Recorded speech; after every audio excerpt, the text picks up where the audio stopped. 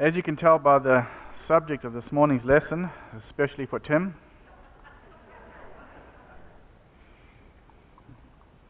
you can't write it any better than that.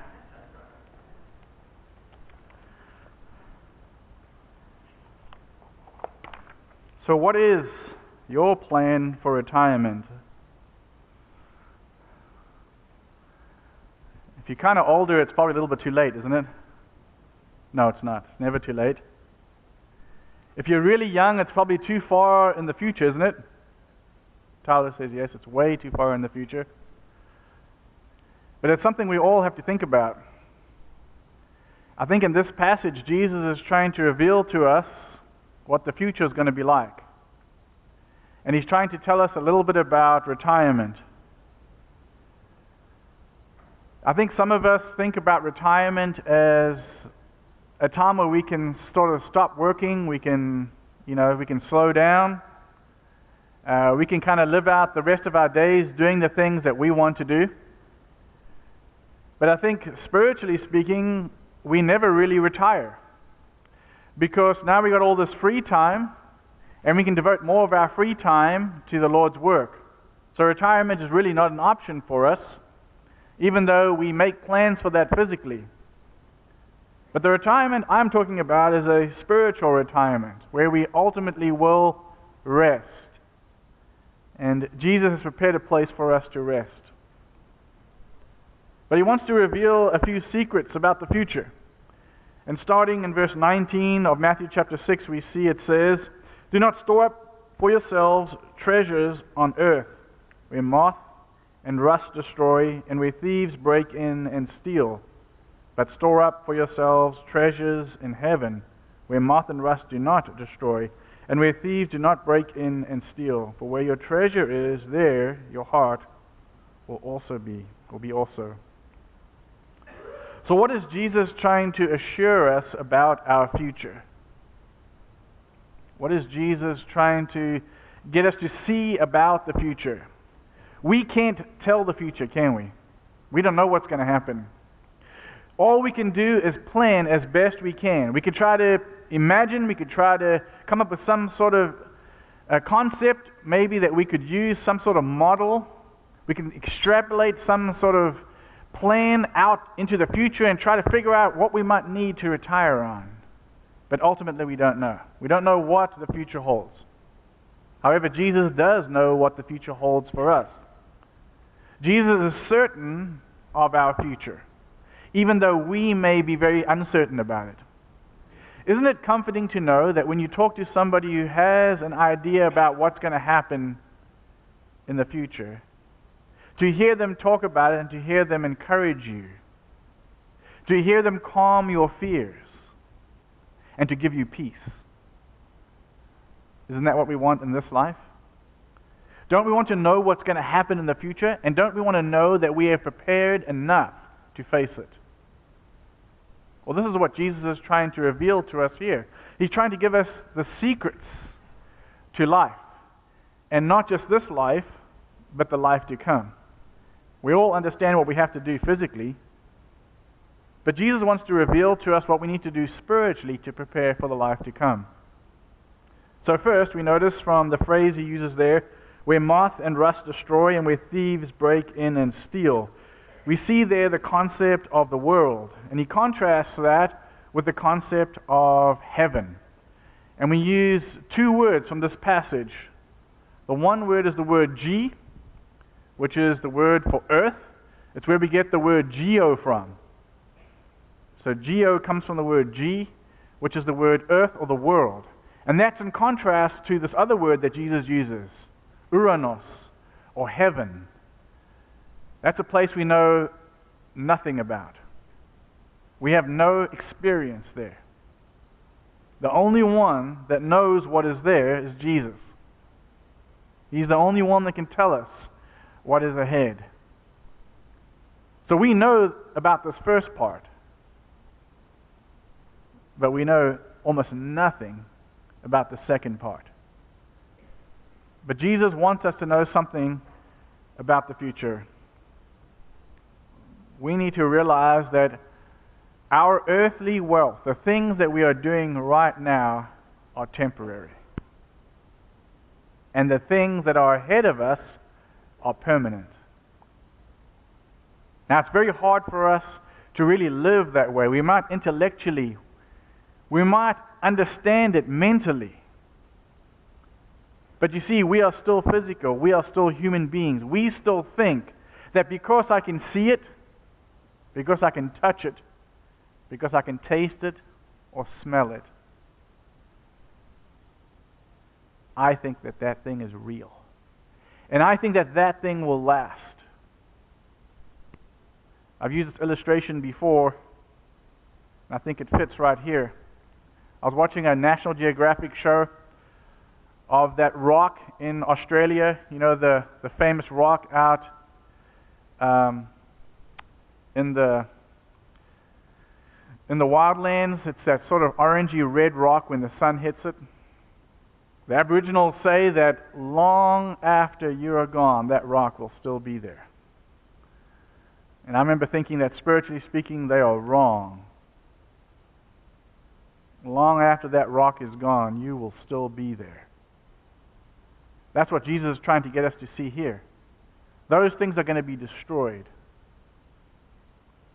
If we invest everything in the physical things that we are doing, we're going to have nothing left for the spiritual things that are more permanent. Now, some of us, we go through life and we go flat out, 100 miles an hour. We put everything into everything that we're doing. Whatever the moment requires, we're going to put everything into that. Well, you know what happens to somebody who does that? They burn out. We think we can put 100% of ourselves into something. Well, it's physically impossible to put 100% out. I remember my coaches always used to say, when you get out onto that field, leave everything on the field. Put 100% into the game. If that were true, they'd have to drag me off the field, because 100% means there's nothing left. I couldn't walk from the field to the change room at halftime because I would have left everything out on the field. We can't do that. It's physically impossible. And yet we try to live that way. There's a saying that says you can't burn the candle from both ends. That's what happens when you give 100%. You see, there's a part of us that needs to be more strategic. We can't give 100% to being human. We can't give 100% to the physical world. We can't invest everything in the physical world.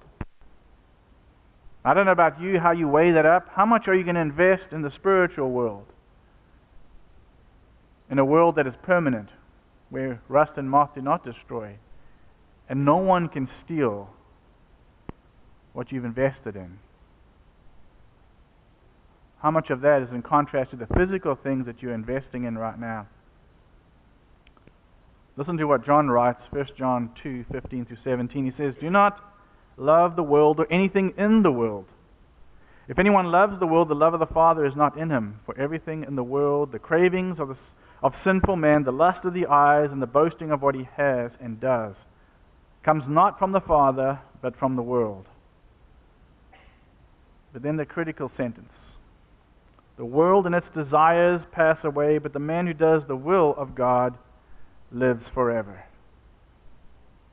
If we invest in our physical world, everything that we have, there's nothing left for God. And therefore there's no spiritual future for us. We can't put all of ourselves into something. There must be something left. That's why I say there is no such thing as spiritual retirement. If you've put all of yourself into your physical life, and then in retirement you're going to somehow sit on the couch and do absolutely nothing, there's nothing left.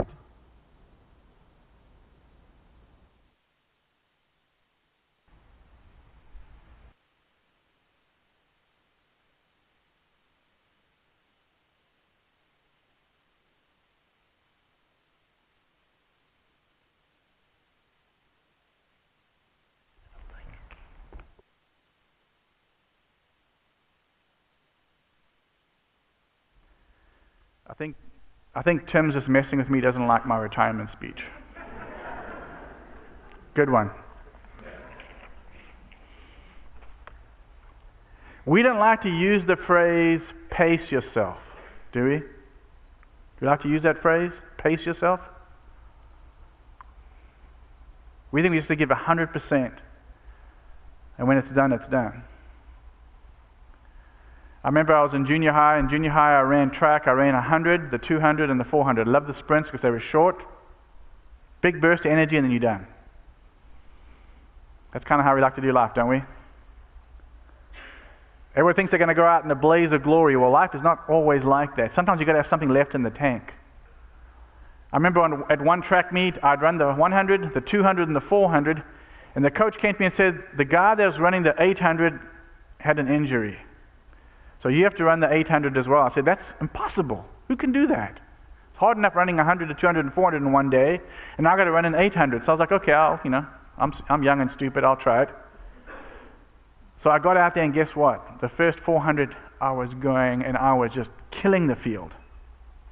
I was giving it everything I had. So I'm turning the corner into the second part of the race, the second lap, and the coach is running along next to me, and he's yelling at me. I'm like, what is this guy doing? He's going, slow down, slow down. I'm going, coach, you're supposed to go faster, go faster. And he's going, slow down, slow down. I was first by probably 50 yards. I lost by 50 yards. You can't run an 800 like you run a 400. You can't. It's physically impossible. Humanly impossible. You see, but we want to do that, don't we? We want to run a life. It's an 800-meter life, but we want to run it at 400-meter speed. There must be something left in the tank. Jesus is telling us what's left in the tank needs to be invested in the future. We need to think about the future. We need to put some of ourselves into the future. Notice what he says next.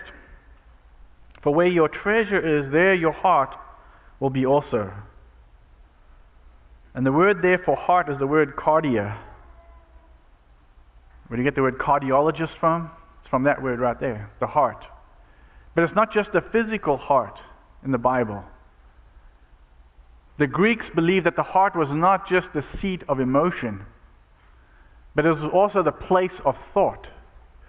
So it's the feelings and the thoughts of the individual.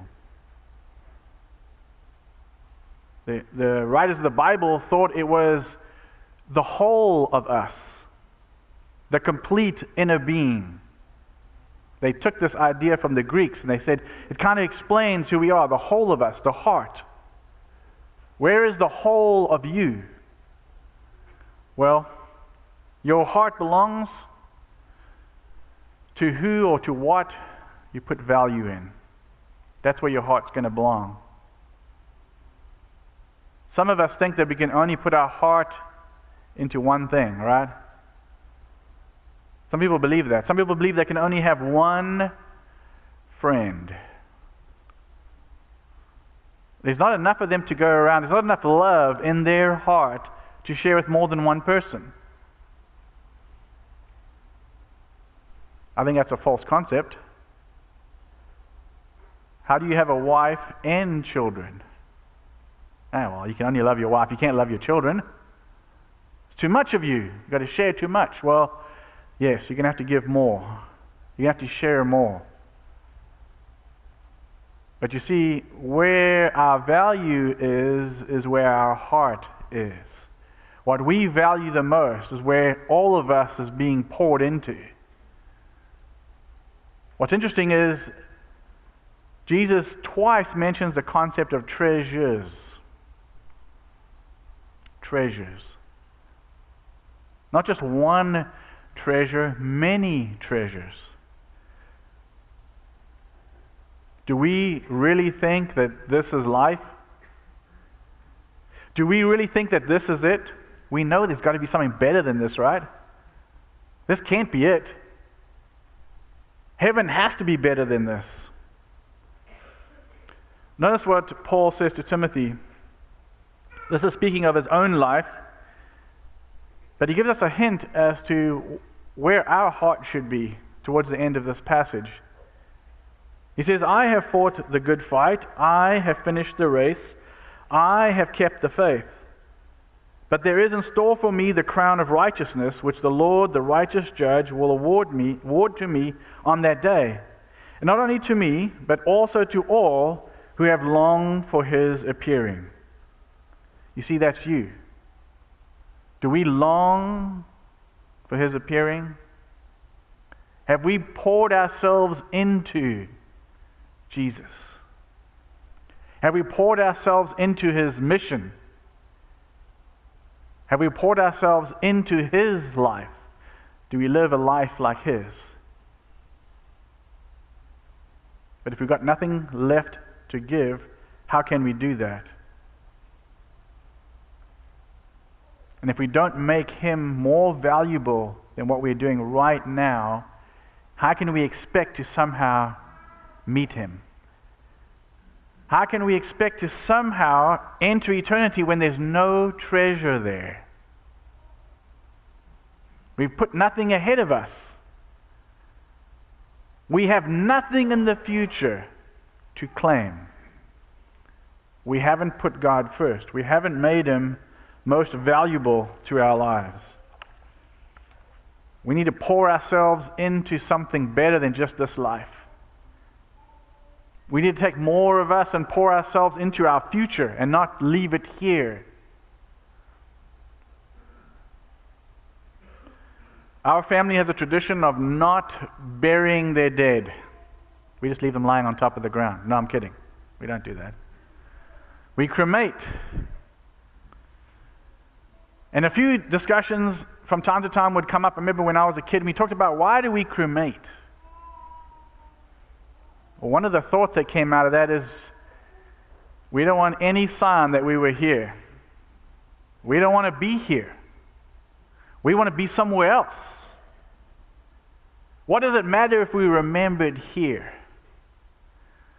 We always thought it was odd that people would go and they would visit the graves of those gone, long gone.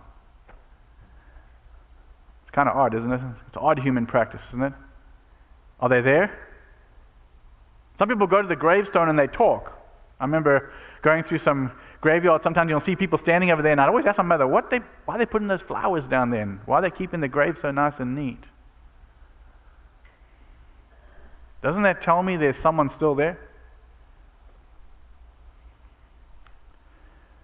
I hope when I die you think I'm somewhere else, because I want to be at that somewhere else place. I don't want you to visit me at some cemetery where there's a tombstone, although families have been known to disregard the will and the testament of the person deceased. So if you want to be mean, set up a gravestone for me and, I don't know, put rest in peace on there or something. But where is your heart? You're going to pour more into that thing, that place, that person, if you think they are that valuable. And then finally from this phrase, he says, do not store up for yourselves treasures on earth. That word for treasures is the word thesaurus. Thesaurus. If you're a teacher, you probably use this a lot. If you're a writer, if you have to write a lot, you use a thesaurus. It has a wealth of information. It has a bank of information. It is a resource. Over here, it uses the word resourus, and that ending, that O-U-S ending, says that this is a noun. It is a noun. It's a thing. It's an actual thing. It is in the masculine form, it is in the plural, and it is in the accusative case. I mentioned that a little earlier. This is not just one treasure. I don't think he's trying to make us think about physical treasures. We start thinking about it. We think about a box, and it's got an old lock on it, and you break the lock open, you open up, and all this gold and silver and pearls and diamonds and all the stuff inside. That stuff's all going to burn. That has no value whatsoever. None. We give it value, but it has absolutely no value. There's a different kind of treasure that he points to.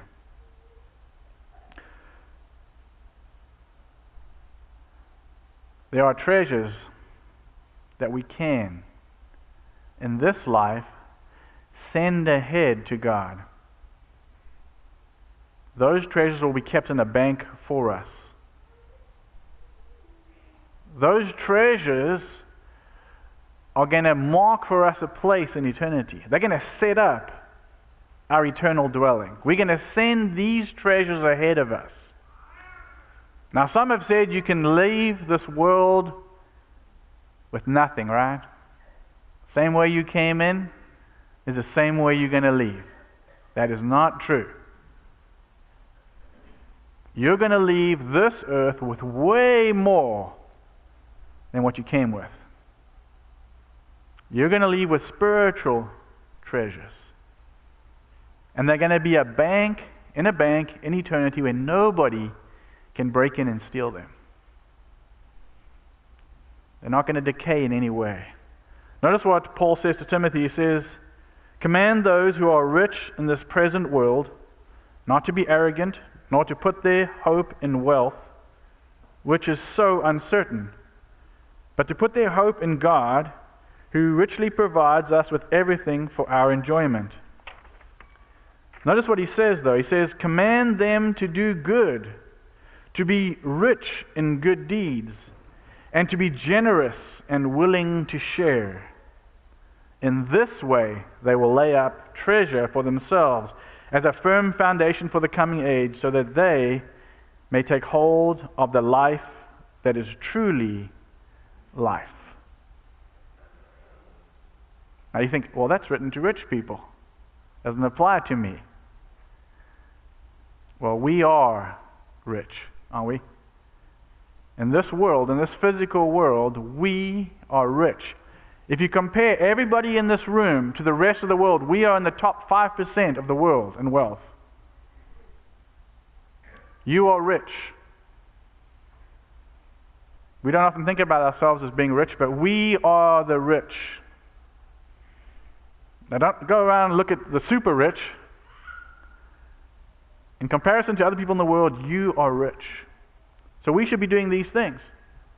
He says we should do good, be rich in good deeds, to be generous, willing to share. And in this way we will lay up for ourselves a treasure in heaven. So we spend all of our money on other people now, and God sees that. And in the future, that is saved for us in eternity. The good that we did to everybody else around us. And our place in heaven is secure. We have, as he says, a firm foundation for the coming age. And then we'll be able to take hold of life that is truly life. We're just getting a taste of what life is going to be like. Jesus is trying to get us to see what the future looks like, the spiritual future that we will someday all share as children of God. We're just getting a sense of it right now. We're just getting a taste of it. All the good things that we share, that's just a little bit of a morsel, a nibble, just a whiff of what's ahead of us. What is sad is if we sell out and we think everything that we're doing right now is life. This is the ultimate right here. You've sold yourself short. This is what Jesus is trying to reveal.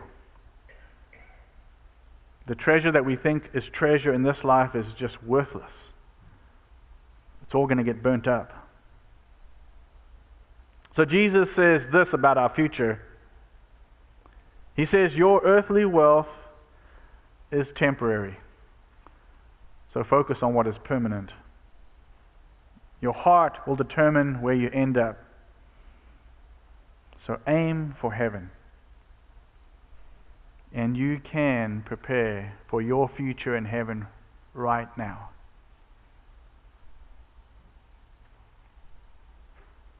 Make a memory of yourself for God. Let God remember what you're doing right now, and you will not be forgotten. I encourage you to think about that as you go out into this week. We're going to go back into our everyday life, our everyday routine, the physical life that we live, and just realize that this is not the ultimate. We have one eye on the present, but we have another eye on the future. We are doing some things now, but we are doing many things also for the future. It's not just for the here and now. Yes, maybe we need to have a physical retirement set up. Maybe we need to focus on the near future. But we also need to focus on the distant future. And if we put our minds and our hearts into what is right, we will reach out and take hold of what is truly life. And I encourage you to think about that as you go into this week.